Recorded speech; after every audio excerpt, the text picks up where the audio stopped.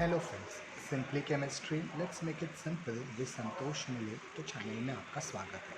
Friends, हमारे आज का टॉपिक है कोऑर्डिनेट बॉन्ड। फ्रेंड्स, पहले हम इसका डेफिनेशन देखेंगे। The coordinate bond is a bond form between two atoms by sharing pair of electrons provided entirely by one of the combining atoms but shared by both is called as coordinate bond. Friends, इस definition में जो word और sentence important है वो मैंने highlight किया है। यहाँ पे हमें ये याद रखना है कि यहाँ पे जो एटम्स इन्वॉल्व हैं उनके बीच में शेयरिंग होगा, लेकिन जो इलेक्ट्रॉन शेयर होने वाला है that electron will be provided, वो सिर्फ एक ही एटम कंट्रीब्यूट करने वाला है।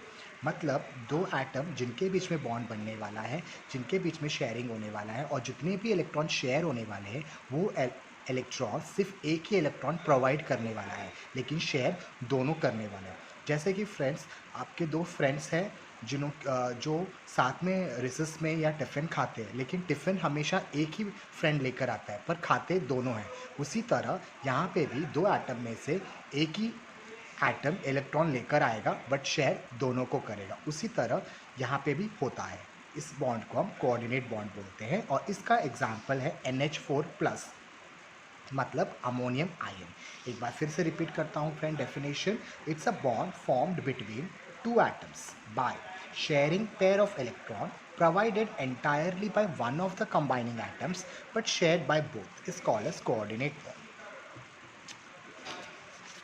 फ्रेंड्स, अभी अमोनियम आयन में पहले हम लोग को अमोनिया मॉलिक्यूल कैसे बनता है वो सीखना है। इसके लिए नाइट्रोजन का एटॉमिक नंबर 7, मतलब उसका इलेक्ट्रॉनिक कॉन्फ़िगरेशन 2,5। हाइड्रोजन का एटॉमिक नंबर 1, मतलब उसके पास 1 इलेक्ट्रॉन। फ्रेंड्स, यहाँ पे ध्यान दीजिए, नाइट्रोजन का बैलेंस इलेक्ट्रॉन है 5, मतलब 1 2 3 4 और 5। ओके फ्रेंड्स, मतलब ये 5 इलेक्ट्रॉन है इसके पास, इसको और 3 इलेक्ट्रॉन चाहिए ताकि उसका ऑक्टेट स्टेट कंप्लीट हो जाए। और दूसरी तरफ है हाइड्रोजन, जिनके पास अपने एक एक इलेक्ट्रॉन है। अभी हाइड्रोजन क्या करेगा, अपना एक इलेक्ट्रॉन तो रखेगा और उसके साथ वो नाइट्रोजन का एक इलेक्ट्रॉन शेयर करेगा, तो इसका ड्यूप्लेट स्टेट कंप्लीट हो जाएगा। सिमिलरली ये हाइड्रोजन, उसके पास अपना एक इलेक्ट्रॉन है, वो एक इलेक्ट्रॉन नाइट्रोजन के साथ शेयर करेगा तो उसका भी ड्यूप्लेट स्टेट कंप्लीट हो जाएगा। सिमिलरली ये वाला हाइड्रोजन, उसका अपना एक इलेक्ट्रॉन है, वो नाइट्रोजन का एक इलेक्ट्रॉन शेयर करेगा तो उसका एक ड्यूप्लेट कंप्लीट हो जाएगा, है ना फ्रेंड्स। और नाइट्रोजन जो है उसके 1 2 3 4 5 5 अपने इलेक्ट्रॉन है, प्लस उसको 6 7 8, मतलब 3 इलेक्ट्रॉन जो है उसको हाइड्रोजन के मिल गए। तो ये जो होगा सर्कल, ये नाइट्रोजन का होगा। फ्रेंड्स, यहाँ पे देखिए, कोऑर्डिनेट बॉन्ड बनने के लिए हमको दो स्पीशीज़ की ज़रूरत है। एक स्पीशीज़ ऐसा जिसके पास लोन पेयर ऑफ इलेक्ट्रॉन हो, और एक स्पीशीज़ ऐसा जिसके पास बिल्कुल भी इलेक्ट्रॉन ना हो, मतलब उसको उस लोन पेयर ऑफ इलेक्ट्रॉन की ज़रूरत है। फ्रेंड्स, ये लोन पेयर क्या है? फ्रेंड्स, आप ये देखिए, नाइट्रोजन का ये वाला इलेक्ट्रॉन, ये वाला इलेक्ट्रॉन और ये वाला इलेक्ट्रॉन, ये तीनों इलेक्ट्रॉन्स जो है वो बिजी है हाइड्रोजन के साथ बॉन्डिंग बनाने में। बट ये दो जो इलेक्ट्रॉन है, ये इलेक्ट्रॉन्स फ्री है, मतलब ये इलेक्ट्रॉन्स लोनली है। तो इस इलेक्ट्रॉन को हम बोलते हैं लोन पेयर ऑफ इलेक्ट्रॉन। तो इस इलेक्ट्रॉन को हम बोलते हैं friends lone pair of electron.